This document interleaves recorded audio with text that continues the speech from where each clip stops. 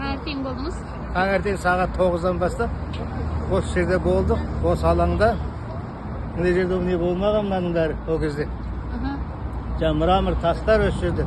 Сонымен қаруландық қой. Енді ол кезде түстен кейін басталды негізінде басталғанда.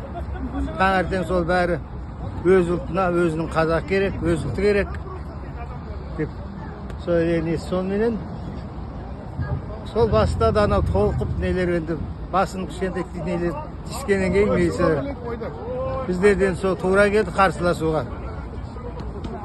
Содан басталды желтоқсанның есі көтерілді. Сол күннен 17 күн өзім сол түнде түнгі сағат 10:30-да ұстадым. Аты жөніңіз кім аға? Сайранбек Қақаншин Сайранбек Қаһарманұлы.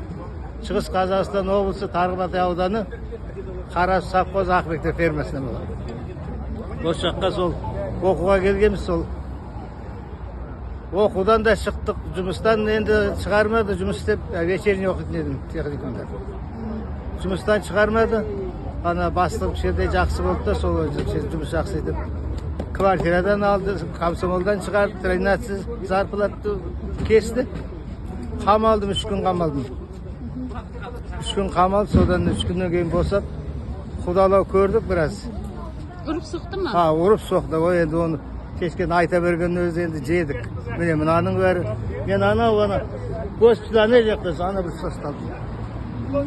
Военный госпиталға, содан әкеп мына алаңға, мұздың үстінде екі аяқ созып жерге құйрықпен отырғызып қойды. Былайына отырдық жерге. Сол отырғаннан 1,5 сағат отырдық, сыз өтті астыдан енді. Құдай қайда сақтады әйтеуір. Тұқымымыз бар, тұқымымызды қаламыз ба деп. Сонымен апар бір жер қалмады, білмейміз қай жер екен, ұрып соғып. Сөйтсек ана Сейфуллина Маметоваға апарып қамаған екен. Сол жерге. Сол жерде жатып тергеп, соттап әдебиеге. Сол жерден әйтеуір шығарды. Бастығым әйтеуір хабарлап жүрмейді. Сонымен құдалау көрдік. Сонымен қалдық аман есен осы жақта. Енді оның енді кесік ала берсең өз адамның біз енді сөзіміз не болғанын дұрыс жеткізе алмаймыз. Жүрегің ауырып келген сайын осында. Одан бері не өзгерді? Одан бері ештеңе көз көрген жоқ.